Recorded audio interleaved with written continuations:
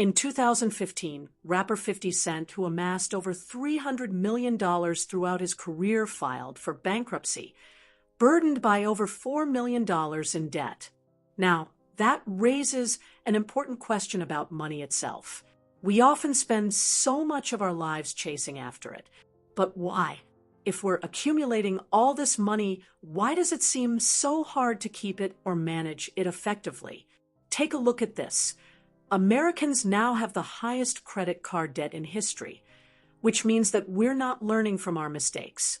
Debt has become an invisible weight, carried by some of the most vulnerable people in our country.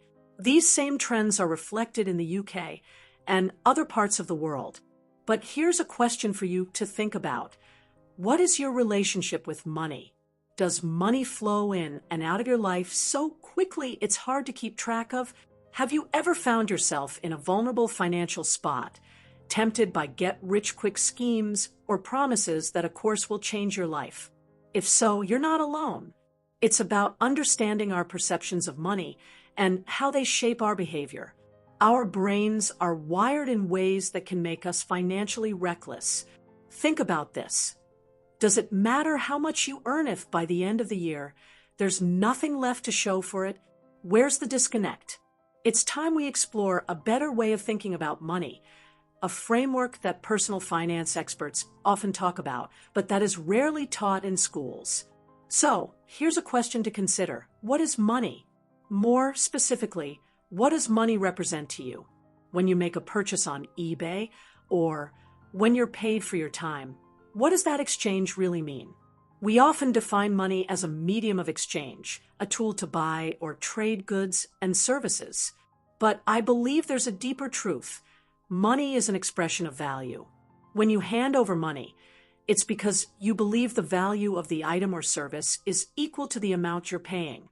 Of course, the market often sets the price, but the core idea here is that money equals value. This is key because we often give money a moral significance. You've probably heard the saying, money is the root of all evil. When we see someone with a lot of wealth, we might think they must have gotten lucky, or worse, that they took advantage of someone to get there. But this thinking overlooks one key thing. Money doesn't create evil. It's the choices we make with it that can. Money simply represents value, and what matters is how we choose to use it. So, let's talk about the reality of living paycheck to paycheck or being stuck under a mountain of credit card debt. Just acknowledging that money equals value doesn't change anything by itself, but it could change the way we approach our own personal finances. Now, consider your own relationship with money.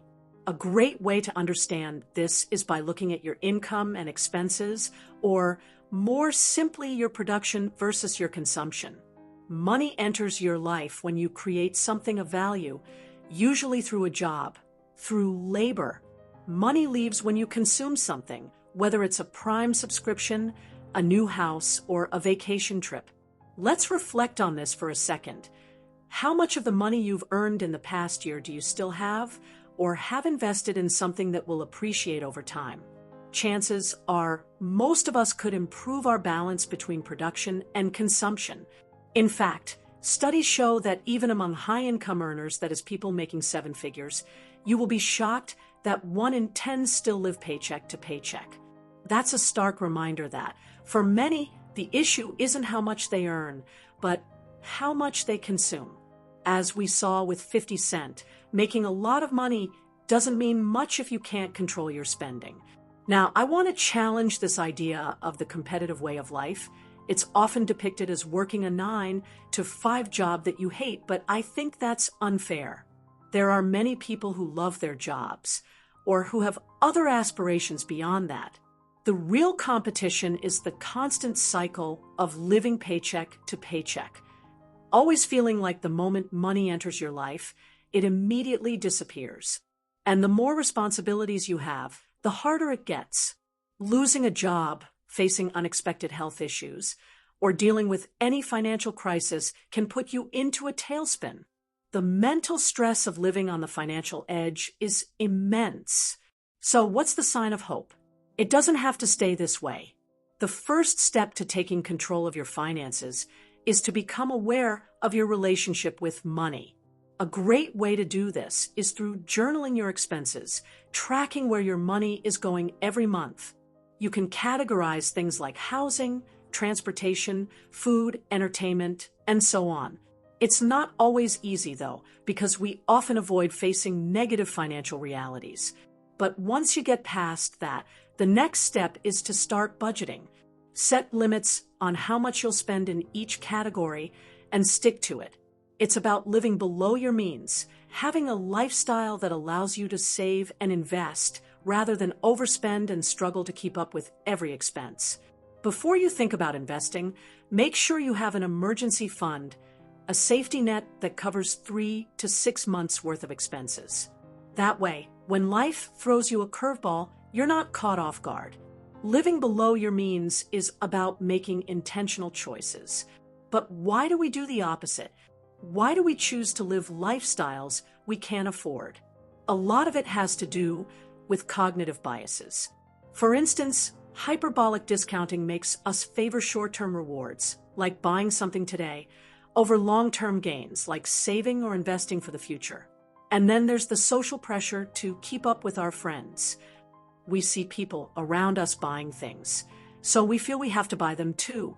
But here's the thing, we should care less about appearing wealthy and more about actually being wealthy. Now about creating a financial situation where you have control over your money, rather than letting it control you. The real competitive lifestyle is living beyond your means, always chasing the next thing, whether it's a paycheck or material possession. This mindset keeps you stuck with your larger life goals sidelined. Budgeting works. Managing your expenses works. It's easy to talk about making money, but what's the point if your relationship with money means you end up losing it all or working nonstop just to fund a lifestyle you can't afford? That's the true rat race. But now, let's talk about actually making money. We all want to increase our income, right? And the truth is, the most effective way to do that is by increasing your value in the market. The key to increasing your value is to find a problem in the market, create a solution, and sell it at scale. That's what entrepreneurship is all about. But you don't have to start a business to increase your value. You can do it with the skills you already have, whether that's through a side hustle or by maximizing your impact in your day job. Whether you are recording a podcast or launching your fashion house or starting a fitness brand, the principle is the same. Producing value at scale means earning money at scale. At the end of the day, money is about understanding yourself, both as a consumer and as a producer. Once you understand these roles, you can start making money in a way that actually benefits your life. And that's a much better way to approach your finances than endlessly running a competitive lifestyle. Thank you for watching. If you like this video, don't forget to like and subscribe for more videos.